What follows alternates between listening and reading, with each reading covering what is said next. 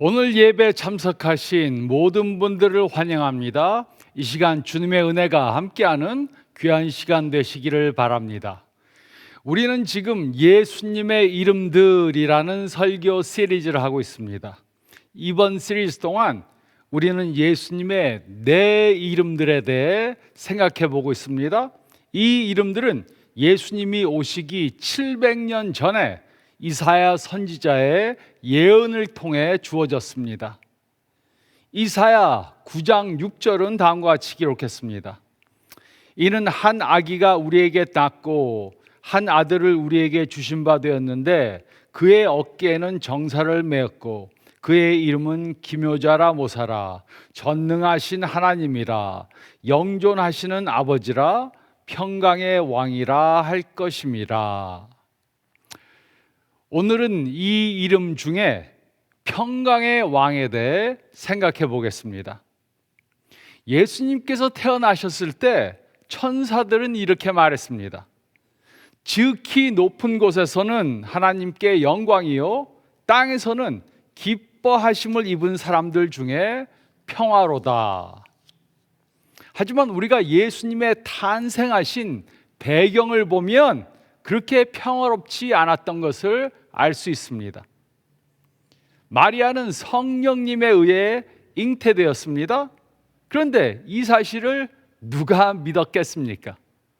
마리아가 나는 성령에 의해 잉태되었다 이렇게 말하면 사람들은 웃기지 말라, 너를 임신하게 한 남자가 누구냐 이렇게 물었을 것입니다. 그러므로 예수님의 탄생은 처음부터 평화롭지 못했습니다. 또 마리아는 아기를 가진 후에 요셉과 함께 베들레헴으로 가야 했습니다. 아기를 가진 마리아에게 그 여행은 그다지 편안한 여행이 되지 못했을 것입니다. 그리고 요셉과 마리아가 베들레헴에 도착했을 때 그들은 묵을 곳이 없었습니다. 그래서 그들은 마국간에 거해야 했습니다. 마국간은 거하기에 편한 장소가 절대로 아니었습니다. 그런데 그곳에서 평강의 왕이 태어났습니다. 이것을 안 헤롯 왕은 그 아기를 죽이려고 했습니다. 그래서 그는 베들레헴에 있던 모든 아기들을 전부 다 죽였습니다. 그때 베들레헴은 평강이 없는 아수라장이 되었습니다. 그때 무슨 평강이 있었습니까? 그런데도 성경은 예수님을 평강의 왕이라고 칭했습니다. 예수님이 태어나셨을 때 그때뿐만 아니라 요즘 사람에게도 평강이 없습니다. 가정에 평강이 없습니다. 배우자와 싸웁니다. 부모와 자녀들이 싸웁니다. 성탄절 때 서로 만나도 과거의 감정 때문에 또 싸웁니다. 직장에 평강이 없습니다. 승진하기 위해 서로 싸웁니다. 서로 질투하고 다툽니다. 정치계에 평강이 없습니다. 서로 다른 정당끼리 싸웁니다. 계엄령을 선포합니다. 국민들을 돕는 것보다 서로 싸우느라 바쁩니다. 전 세계에 평강이 없습니다. 전쟁이 계속 일어납니다. 또 언제 어디서 전쟁이 일어날지 모릅니다. 뉴스에서 TV에서 뉴스를 보면 평강이 없습니다. 학교에서 총을 쏩니다. 마약 전쟁으로 서로 죽이고 죽는 일이 끊이지 않습니다. 크리스마스가 다가와도 사람들은 평강을 누리지 못합니다. 크리스마스 쇼핑을 가도 가까운 주차장을 차지하기 위해 서로 다툽니다. 계산대 앞에 줄이 길다고 짜증을 냅니다. 이 세상 어디에나 평화가 없습니다. 그래서 질문합니다. 예수님이 평강의 왕으로 오셨다면 왜 우리들은 평화를 누릴 수 없습니까? 이 질문에 답을 찾기 위해 우리는 평강의 의미를 바로 깨달아야 합니다. 사람들은 평강이란 걱정할 것이 하나도 없고 어려움이 없는 그런 상태를 말한다고 생각합니다. 그러나 평강의 왕 대신 예수님이 주시는 평강은 이보다 더 귀한 것입니다. 성경을 보면 예수님의 이름 중 하나는 평강의 왕이십니다. 이것은 히브리어로는 사르 샬롬입니다. 사르란 말은 통치권을 가진 자라는 뜻입니다. 그리고 샬롬이란 평강, 평안, 평화, 화평이란 뜻입니다. 그래서 이스라엘 사람들은 인사할 때 서로 샬롬 이렇게 말합니다. 예수님은 우리의 사르 샬롬, 평강의 왕이십니다. 그리고 이것은 우리가 예수님의 주권 아래 있을 때 그의 평강을 누릴 수 있다는 것입니다. 평강의 왕의 주권 아래 있을 때만 그의 평강을 누릴 수 있습니다. 그러므로 우리가 우리 마음대로 살면 예수님의 평강을 누릴 수 없습니다. 또 우리가 죄 가운데 살면서 평강을 기대할 수 없습니다. 예수님이 주시는 평강을 경험하기 위해 우리는 예수님의 주권 아래 살아야 합니다. 어떤 부부가 서로 싸우면서 예수님의 평강을 기대할 수 없습니다. 그들은 평강의 왕의 주권 아래 있지 않기 때문에 평강을 경험할 수 없습니다. 어떤 사람이 무리하게 크레딧 카드를 사용해서 빚에 쌓여 있으면 예수님의 평강을 경험할 수 없습니다. 그것은 그는 평강의 왕의 주권 아래 살지 않기 때문입니다. 평강의 왕의 주권 아래 있을 때만 우리는 그가 주시는 평강을 누릴 수 있습니다. 예수님은 사르 샬롬, 평강의 왕이십니다. 그래서 우리가 예수님의 주권 아래 있으면 다른 사람들이 이해할 수 없는 평강을 경험하게 됩니다. 아무리 어려운 일이 닥쳐와도 우리는 세상 사람들이 이해할 수 없는 평화를 누릴 수 있습니다. 하지만 예수님의 주권 아래 있지 않으면 우리는 그의 평강을 맛볼 수 없습니다.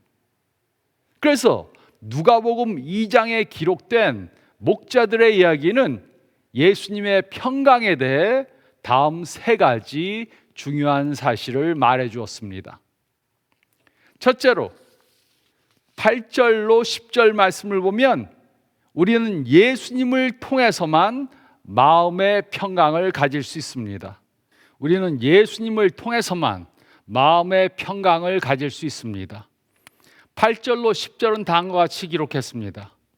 그 지역의 목자들이 밤에 밖에서 자기 양떼를 지키더니 주의 사자가 곁에 서고 주의 영광이 그들을 두루비침에 크게 무서워하는지라 천사가 이르되 무서워하지 말라. 보라, 내가 온 백성에게 미칠 큰 기쁨의 좋은 소식을 너희에게 전하노라. 목자들이 밤에 양떼들을 지키고 있을 때 주의 사자가 나타나고 주의 영광이 그들에게 비쳤습니다. 그들은 크게 무서워했습니다. 그래서 천사는 그들에게 두려워하지 말라고 말했습니다. 그리고 온 백성에게 미칠 큰 기쁨의 소식을 전해 주었습니다. 그것은 바로 이 세상을 구원할 평강의 왕이 오신 것이었습니다. 이 사건을 통해 중요한 진리를 깨달을 수 있습니다. 그 당시 직업 중에서 목자들은 가장 낮은 자리를 차지했습니다. 목자들의 일은 그들을 의식적으로 더럽게 했습니다. 그래서 그들은 성전에 들어가서 예배할 수 없는 사람들이었습니다. 하지만 평강의 복음은 사회적으로 소외된 계층의 사람들에게 가장 먼저 전해졌습니다. 이 사실은 누가복음에서 계속해서 반복적으로 강조되었습니다. 이와 같이 평강의 왕 되시는 예수님은 우리가 어떤 처지에 있든지 우리들에게 평강을 주실 수 있습니다. 아무리 어려운 일을 당하더라도 우리는 평강의 왕 예수님 때문에 마음의 평강을 가질 수 있습니다. 지금 마음에 평강이 없을 수 있습니다. 그렇다면 우리는 평강의 왕이 되시는 예수님께 우리의 초점을 맞춰야 합니다. 요한복음 14장 27절은 다음과 같이 기록했습니다. 평안을 너에게 끼치노니 곧 나의 평안을 너에게 주노라. 내가 너에게 주는 것은 세상이 주는 것과 같이 아니하리라. 너희는 마음에 근심하지도 말고 두려워하지도 말라. 예수님은 우리들에게 평강을 주신다고 하셨습니다. 이것은 우리들이 만들어내는 평강이 아닙니다. 이것은 이 세상이 주는 평강이 아닙니다. 이것은 예수님이 주시는 평강입니다. 이것은 평강의 왕을 통해서만 받을 수 있는 것입니다. 이것은 우리가 예수님의 주권 아래 살 때만 예수님이 우리들에게 주시는 것입니다. 그래서 아무리 어려운 일을 만나도 우리는 평강의 왕 되시는 예수님 때문에 평강을 가질 수 있습니다. 그러나 그의 주권 아래 우리가 살지 않으면 우리는 그의 평강을 맛볼 수 없습니다. 그러므로 지금 마음에 예수님의 평강을 갖고 있지 못하다면 우리는 무엇을 해야 합니까? 우리 마음에 평강이 없는 것은 우리가 예수님의 주권 아래 살고 있지 않다는 증거입니다. 예수님을 구세주로 영접했더라도 우리는 예수님을 우리의 주님으로 섬기지 않고 있을 수 있습니다. 우리가 계속해서 삶의 주인이 되고 우리의 삶을 주관하려고 할 수 있습니다. 우리가 원하는 대로 삶을 주관하며 살고자 한다면 우리는 예수님의 주권 아래 사는 것이 아닙니다. 이런 삶을 살면 우리는 예수님이 주시는 평강을 경험할 수 없습니다. 그렇다면 우리는 무엇을 해야 합니까? 빌립보서 4장 6절 7절은 다음과 같이 기록했습니다. 아무것도 염려하지 말고 다만 모든 일에 기도와 간구로 너희 구할 것을 감사함으로 하나님께 아뢰라. 그러면 모든 지각에 뛰어난 하나님의 평강이 그리스도 예수 안에서 너희 마음과 생각을 지키시리라. 지금 우리 중에는 많은 것들 때문에 염려하고 있는 분들이 있을 것입니다. 그러면 우리는 마음에 평강을 가질 수 없습니다. 우리는 먼저 예수님이 삶을 주관하시도록 우리의 삶을 예수님께 맡겨야 합니다. 그리고 우리가 당한 일들을 기도와 간구로 또 감사함으로 하나님께 아뢰야 합니다. 우리는 기도해야 합니다. 주님, 저는 이것을 감당할 수 없습니다. 이것을 해결할 능력이 없습니다.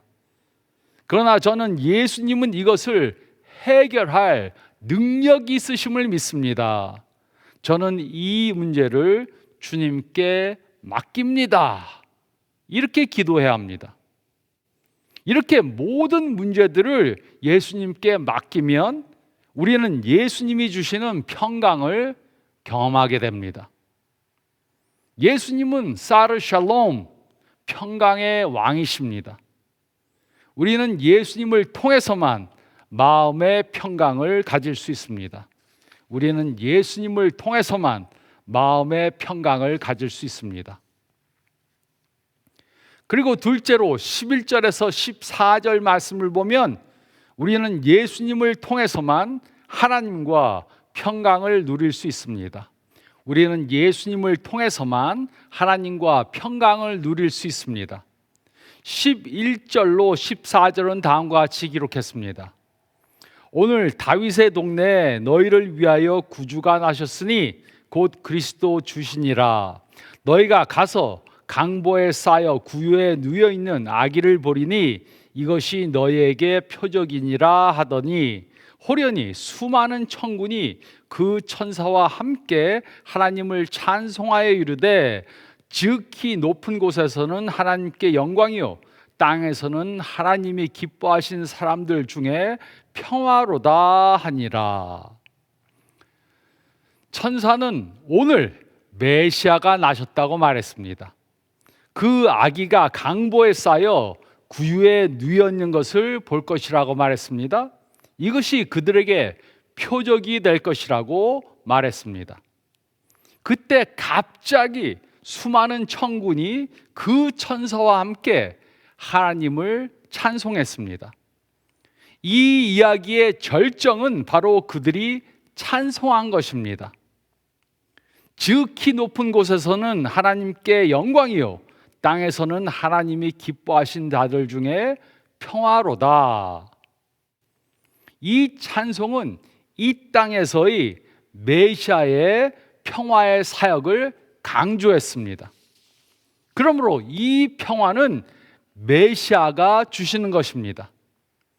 예수님을 구세주로 믿으면 우리는 그 믿음 때문에 하나님과 평화를 누릴 수 있게 됩니다. 평강의 왕 예수님은 우리들에게 하나님과의 관계에 평강을 가져다 주실 수 있습니다. 그 이유는 예수님이 우리의 구세주이시기 때문입니다. 로마서 5장 1절은 다음과 같이 기록했습니다. 그러므로 우리가 믿음으로 의롭다 하심을 받았으니 우리 주 예수 그리스도로 말미암아 하나님과 화평을 누리자.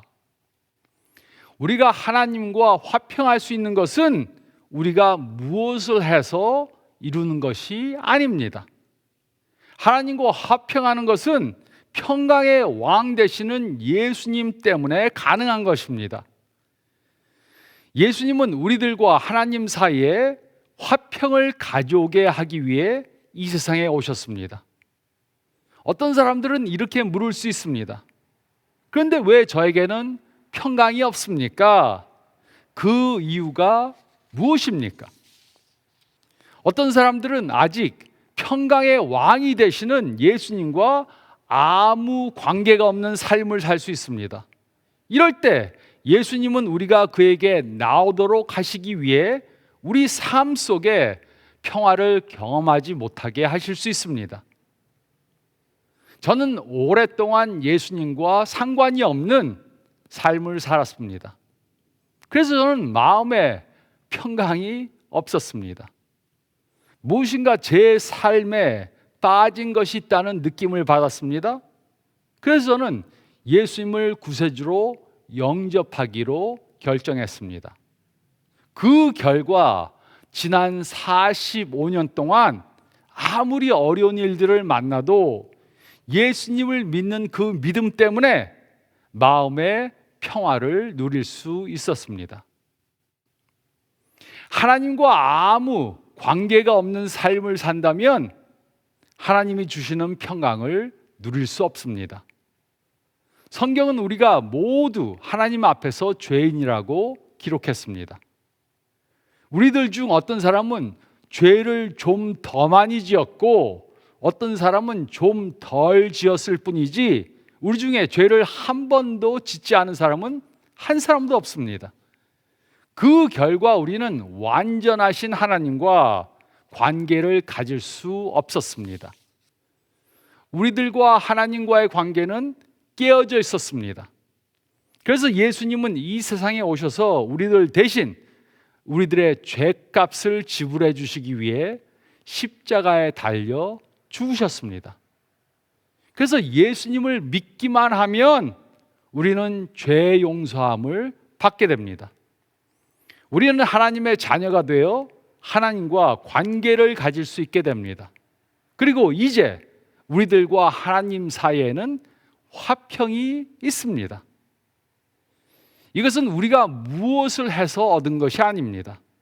이것은 예수님이 가져다 주시는 것입니다. 우리는 우리의 행위로 이 화평을 누릴 수 없습니다. 이 화평은 우리가 예수님을 구세주로 믿을 때만 누리게 되는 것입니다. 예수님을 믿으면 우리는 하나님과의 관계에 화평을 갖게 됩니다. 아직까지 하나님과 화평의 관계를 갖지 못하고 있다면 예수님을 구세주로 영접해야 합니다. 세상의 그 누구도 행위로서 하나님과 화평할 수 없습니다. 이것은 우리가 예수님을 통해서만 누릴 수 있는 것입니다. 예수님은 사르 샬롬, 평강의 왕이십니다. 우리는 예수님을 통해서만 하나님과 평강을 누릴 수 있습니다. 우리는 예수님을 통해서만 하나님과 평강을 누릴 수 있습니다. 그리고 셋째로 15절에서 20절 말씀을 보면 우리는 예수님의 평강의 소식을 전해야 합니다. 우리는 예수님의 평강의 소식을 전해야 합니다. 15절에서 20절은 다음과 같이 기록했습니다. 천사들이 떠나 하늘로 올라가니 목자가 서로 말하되 이제 베들레헴으로 가서 주께서 우리에게 알리신 바 이 이루어진 일을 보자 하고 빨리 가서 마리아와 요셉과 구유에 누인 아기를 찾아서 보고 천사가 자기들에게 이 아기에 대하여 말한 것을 전하니 듣는 자가 다 목자들이 그들에게 말한 것들을 놀랍게 여기되 마리아는 이 모든 말을 마음에 새기어 생각하니라. 목자들은 자기들에게 이르던 바와 같이 듣고 본 그 모든 것으로 인하여 하나님께 영광을 돌리고 찬송하며 돌아가니라. 누가는 천사들이 사라졌다고 말하지 않고 하늘로 올라갔다고 말했습니다. 그때 목자들은 이제 베들레헴으로 가서 주께서 우리에게 알리신 바 이 이루어진 일을 보자 이렇게 말했습니다. 이곳에 이루어진 일은 과거형으로 기록되었습니다. 즉 이들은 천사들의 메시아가 났다는 그 말이 이루어졌다고 믿은 것입니다. 그들은 메시아를 보기 위해 빨리 서둘러서 떠났습니다. 그들은 마리아와 요셉과 구유에 누인 아기를 보고 천사가 자기들에게 말한 것을 전했습니다. 그들은 자신들이 보고 들은 것을 전했고 예수님의 탄생을 전한 첫 번째 전도자들이 된 것입니다. 천사들의 말을 들은 사람들은 매우 놀랐습니다. 하지만 다른 사람들의 반응과는 달리 마리아는 이 모든 것의 의미를 마음에 새기어 생각했습니다. 그 후 목자들은 하나님께 영광을 돌리고 찬송하며 돌아갔습니다. 이 당시 목자들은 가장 천한 직업을 가진 사람들이었습니다. 이들은 믿을 수 없다는 평판을 갖고 있었습니다. 거짓말을 잘한다는 평판을 갖고 있었습니다. 그래서 법정에서 증언할 수도 없었던 사람들이었습니다. 그럼에도 불구하고 이들은 만민을 구원하실 평강의 왕이 태어났다는 것을 믿고 그것을 전한 사람들이 되었습니다. 그 이유가 무엇이었습니까? 그것은 이들은 예수님만이 인간들을 죄에서부터 용서해 주시고 새로운 삶을 주시는 분이라고 믿었기 때문입니다. 예수님이 태어나신 그 세상에는 평화가 없었습니다. 그리고 또 우리가 사는 이 세상에도 평화가 없습니다. 우리들 중에는 건강의 문제 때문에 평화가 없는 사람들이 있습니다. 우리들 중에는 경제적 문제 때문에 평화가 없는 사람들이 있습니다. 우리들 중에는 대인관계에 문제가 있어서 평화가 없는 사람들이 있습니다. 우리들 중에는 정치적으로 사회적으로 문제가 있어서 평화가 없는 사람들이 있습니다. 긴장감이 있습니다. 스트레스가 있습니다. 압박감이 있습니다.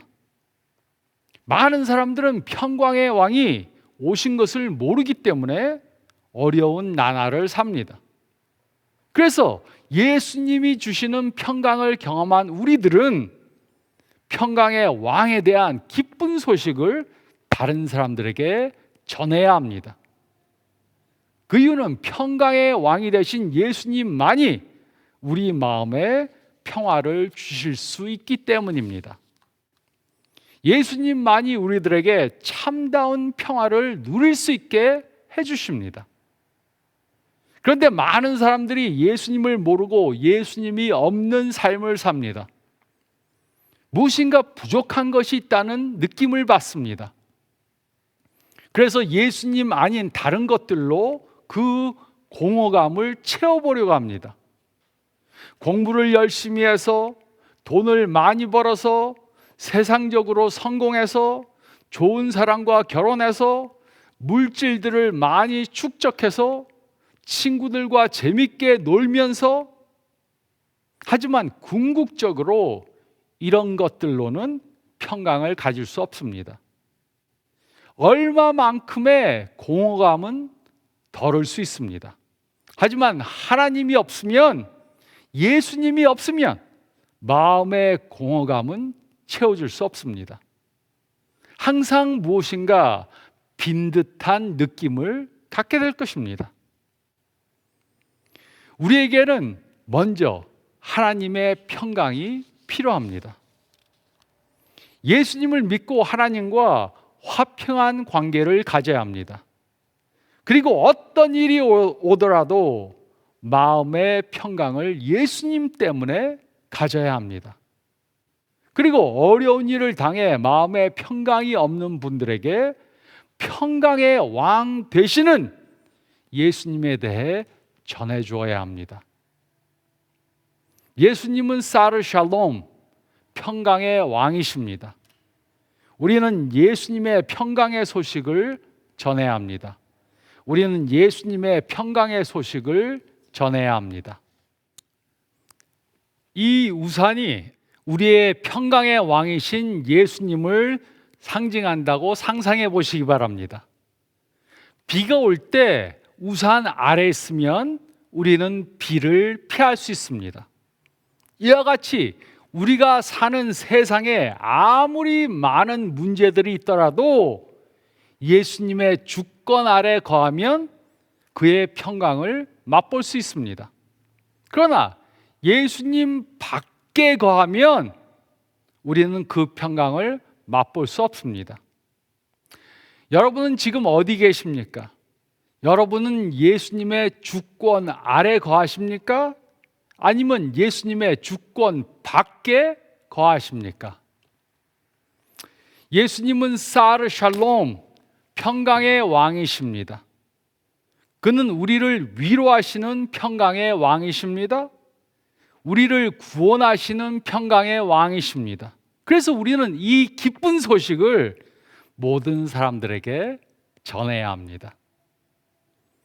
예수님이 주시는 평강을 경험하고 그 평강의 소식을 전하는 저와 여러분들이 되시기를 평강의 왕 되시는 예수님의 이름으로 축원드립니다. 저희 다 같이 기도하겠습니다. 잠깐 머리를 숙이시고 오늘 말씀 다시 한번 생각해 보시기 바랍니다. 여러분은 지금 예수님이 주시는 평강을 경험하고 계십니까? 아니면 여러 가지 문제들로 인해서 걱정하고 근심하고 스트레스를 받는 그런 삶을 살고 계십니까? 지금 어느 영역에 예수님이 주시는 평강을 경험하지 못하십니까? 이번 한 주 동안 계속해서 그 영역을 예수님께 드리시기 바랍니다. 그리고 예수님이 주시는 평강을 경험하시기 바랍니다. 그리고 또 우리 주위에는 아직 예수님을 모르고 예수님의 평강을 경험하지 못하는 사람들이 많이 있습니다. 이제 성탄절이 가까우는 이때 평강의 왕 되시는 예수님에 대해 그분들에게 전해주는 삶을 살기 원합니다. 매일 기도하면서 그런 분들에게 우리의 말을 통해 또 우리의 평강의 삶을 통해 예수님을 전하는 삶을 사시기 바랍니다. 제가 기도하겠습니다. 주님 감사합나이다. 예수님을 믿음으로 우리가 하나님과 평강의 관계를 갖도록 도와주심을 감사드립니다. 또 예수님을 믿기 때문에 아무리 어려운 일이 오더라도 우리를 도와주시고 인도해 주실 것을 믿기 때문에 평강을 갖습니다. 평강의 왕이 되시는 예수님을 항상 인정하고 또 우리가 예수님을 믿음으로 흔들리지 없이 흔들림이 없는 그러한 견고한 삶을 살도록 도와주시옵소서. 평강의 왕 되시는 예수님을 항상 바라보며 사는 우리 모두가 되게 도와주시옵소서. 우리 가운데 또 많은 분들이 예수님을 모르고 사는 사람들이 있습니다. 이번 성탄절 기간 동안 그들에게 예수님의 복음을 증거하고 평강의 왕 되시는 예수님에 대해 전하는 저희 모두가 되게 도와주시옵소서. 한 주간 기도하며 이 말씀을 따르는 저희 모두가 되게 도와주시기를 평강의 왕 되시는 예수님의 이름으로 간절히 기도드리옵나이다. 아멘. 한 주 동안 이 말씀 적용하며 사시기 바랍니다. 건강한 한 주간 되시기 바랍니다.